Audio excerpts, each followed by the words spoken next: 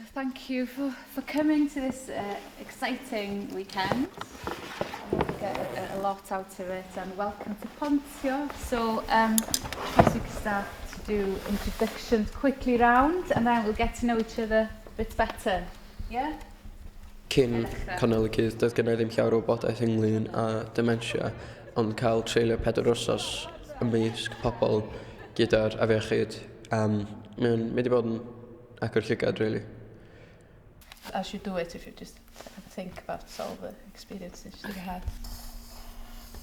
O'n i'n cyrraedd drwydfeg, o'n i'n meddwl, oh right, it's time to catch the bus home now. Do you want to walk me to the bus stop? Ac o'n i'n meddwl, oh, okay. Mae'r penwythnos yma wedi sort of dangos i fi bod pawb yn gallu bod yn greadigol. Y job ydi de, peidio gorfeddwl man. A ti'n bod yr hen Bruce Lee dywediad, feel, don't think. Yeah.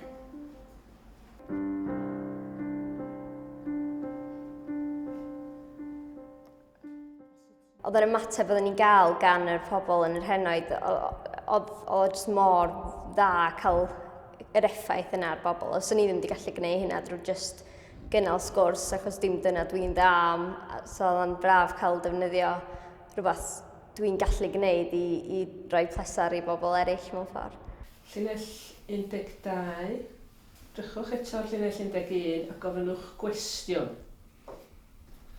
With the songwriting, it was more like a therapeutic session about life and how people end up like that, and how they feel and how their family must feel.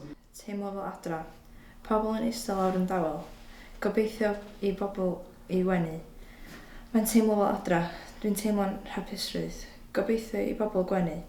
Pam fod nhw ddim yn gwenu. Mae'n teimlo fel adra.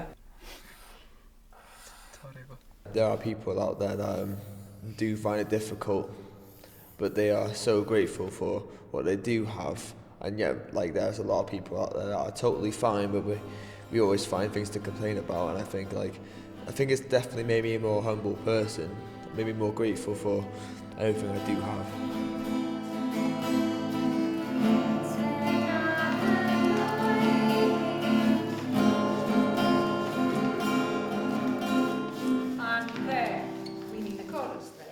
Mae wedi bod yn profiad yn anhygoel cael cyfarfod yr holl bobl newydd yma, o'r cartrefi hen bobl, ac wrth gwrs yr pobl sy'n gweithio o'r prifysgol ac yn Pontio, ac o'r coleg hefyd.